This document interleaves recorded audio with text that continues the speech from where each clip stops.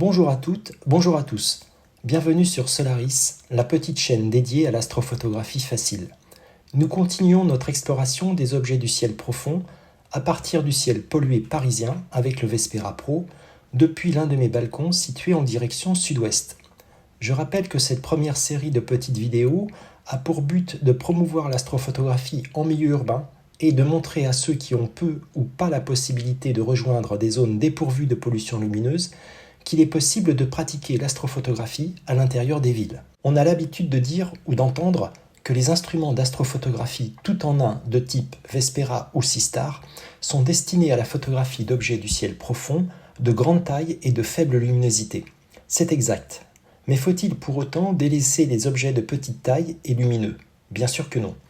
Même si nous ne pouvons rien faire quant à la taille de l'objet sur la photographie finale, nous pouvons quand même obtenir un rendu qualitatif quant à la forme et les couleurs caractéristiques de l'objet photographié. L'objet que j'ai choisi aujourd'hui, la nébuleuse planétaire M57 ou l'anneau de la Lyre, partage ces deux caractéristiques, d'être de petite taille et lumineux. C'est l'une des vedettes du ciel d'été et elle est localisée dans la constellation de la Lyre comme son nom l'indique. Ici photographiée par le télescope spatial Hubble, elle a la forme d'un anneau remarquable, sombre dans son centre et lumineux en périphérie.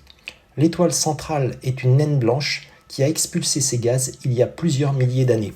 Voici la photographie plein format de M57 avec le temps de pose de 33 minutes. On voit bien que la taille de M57 est très réduite, 4 fois plus petite que la nébuleuse de l'Altair M27. On peut quand même distinguer sa forme d'anneau et les couleurs habituellement retrouvées avec les filtres classiques, bleu en son centre, lumineux en périphérie et rouge en bordure extérieure. Sur mon écran d'ordinateur en haute définition, je peux deviner l'étoile centrale, mais vous ne pourrez probablement pas la voir au travers de la vidéo qui réduit la définition des photographies originales.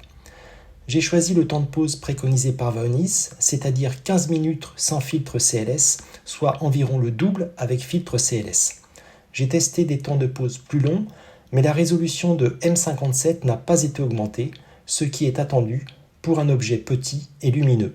Dernier point, la photographie a été faite au cours d'une nuit avec une lune gibbeuse décroissante à 93%.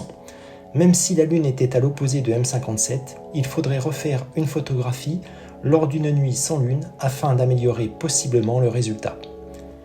Cette petite vidéo est maintenant terminée, j'espère qu'elle vous a intéressé.